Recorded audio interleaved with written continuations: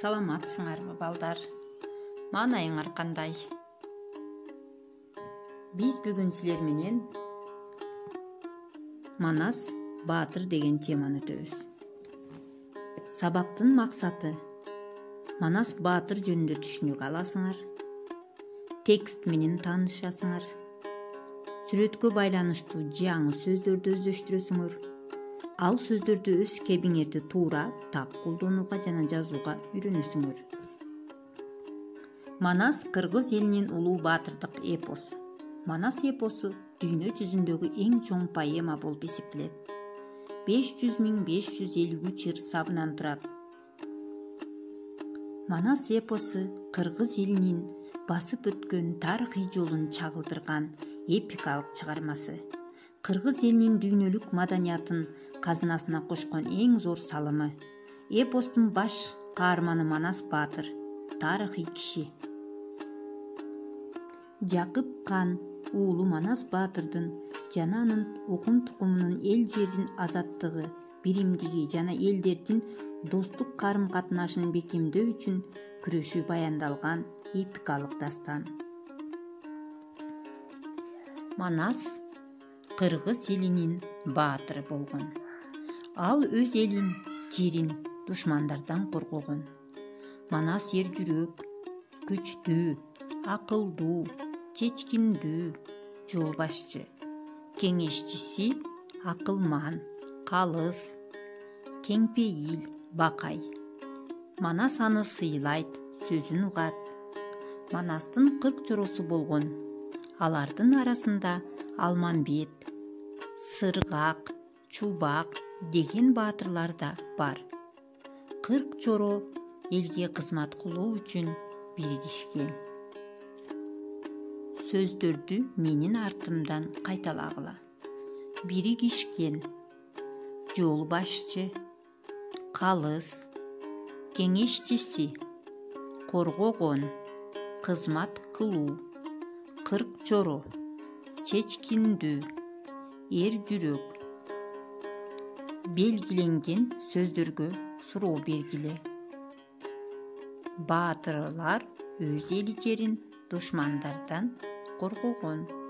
Акылман, кеңпейил бакай, кеңешчиси. Манас бакайды сыйлайт, сөзүн угат.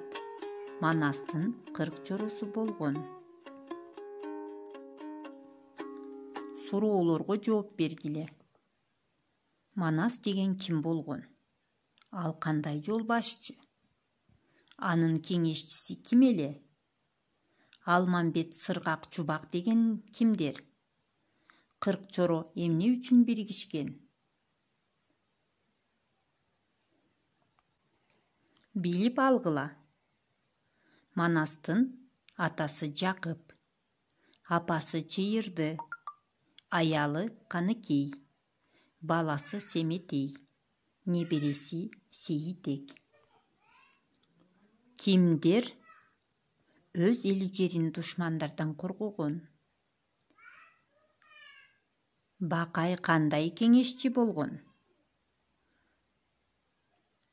Манас бакайды эмне кылган? Манастын канча чоросу болгон? Манастын күмбөзү тарыхый эстелик, кыргыз элинин сыймыгы. Ал Талас жергесинде жайгашкан. Бир нече кылым мурун тургузулган. Аны окумуштуулар изилдешкен.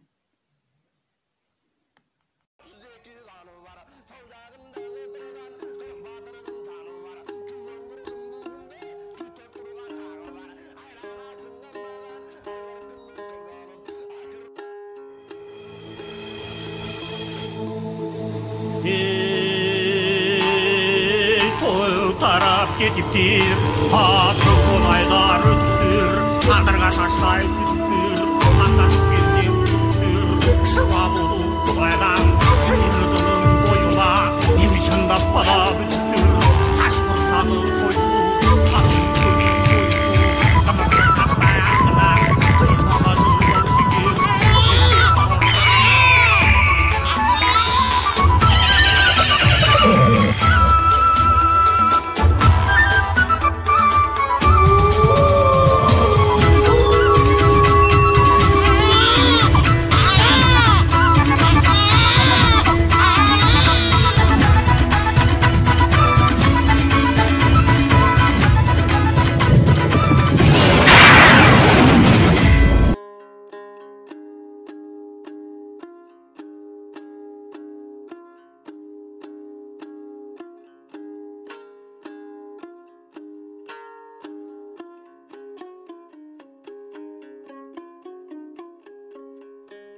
1995 жылы Манас эпосунун 1000 жылдыгы белгиленген. Ага дүйнөнүн көп өлкөлөрүнөн меймандар келишкен. Белгилүү манасчылар манас айтышкан. Улуттук оюндар өткөрүлгөн. Күнбөзгө жыл сайын миңдеген туристтер келип турушат.